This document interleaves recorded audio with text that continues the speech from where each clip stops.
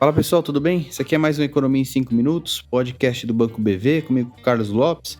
E o tema dessa semana é um pouco a percepção mais favorável que a gente tem tido sobre o país ou sobre os ativos brasileiros nesse início de ano. A gente ainda vê o dólar relativamente apreciado, né, conseguindo se manter aí abaixo de 5, e uma percepção de risco do país relacionada aí aos aspectos fiscais, de reforma tributária ainda relativamente favorável.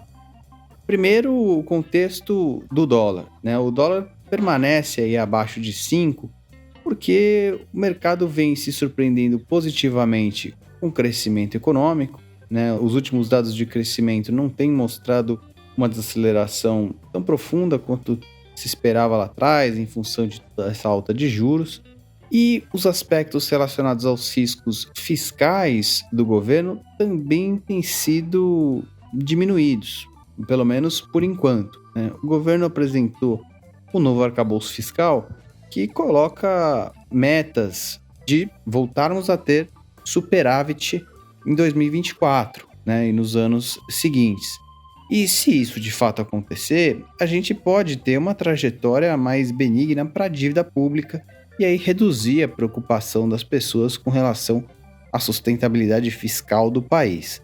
Só que essas metas, elas são muito ambiciosas, né? Ambiciosas a ponto de o governo ter muita dificuldade de conseguir arranjar receitas para cumprir com essas metas a partir do ano que vem.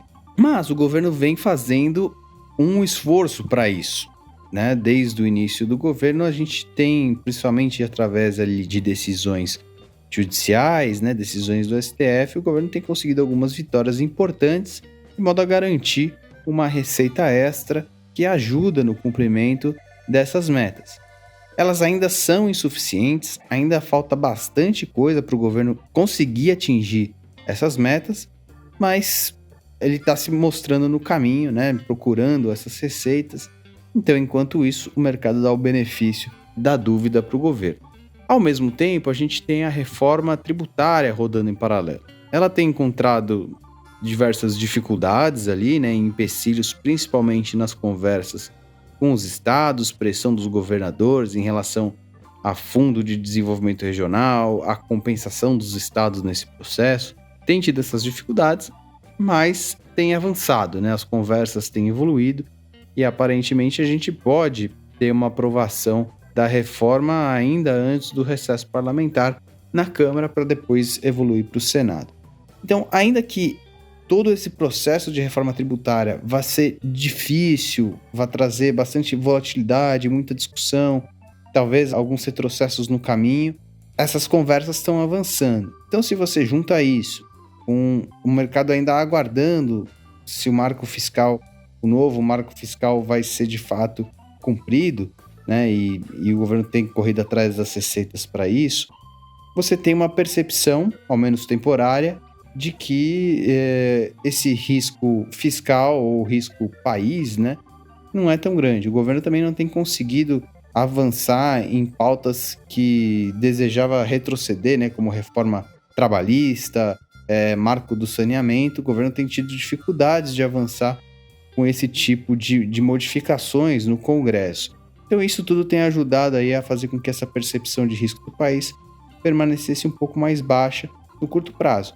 E outra coisa que tem ajudado também são os juros elevados, né? Ainda que o país tenha um risco alto, né? Apesar de todos esses pontos que eu comentei até agora, os juros altos ajudam muito, né, a remunerar o investidor por todos esses riscos. E os juros continuam altos. Agora, olhando para ao longo da segunda metade do ano, é onde essas percepções de dificuldade fiscal, dificuldade em conseguir atingir essa meta, as turbulências relacionadas aí ao processo ou às discussões da reforma tributária e também o corte de juros que deve começar a ser implementado pelo Banco Central aí a partir de agosto, tudo isso deve jogar contra, né, esse bom desempenho do dólar até aqui. E é aí que a gente pode ver algum movimento de depreciação da moeda brasileira ao longo dessa segunda metade do ano. Por enquanto, esses fatores seguem ajudando, mas ao longo do segundo semestre, essa tendência é de que essas turbulências, essas discussões fiquem mais claras ali ao longo do segundo semestre e acabem por pressionar o real. Tá certo? Pessoal, obrigado por mais esse episódio. Até semana que vem. Um abraço.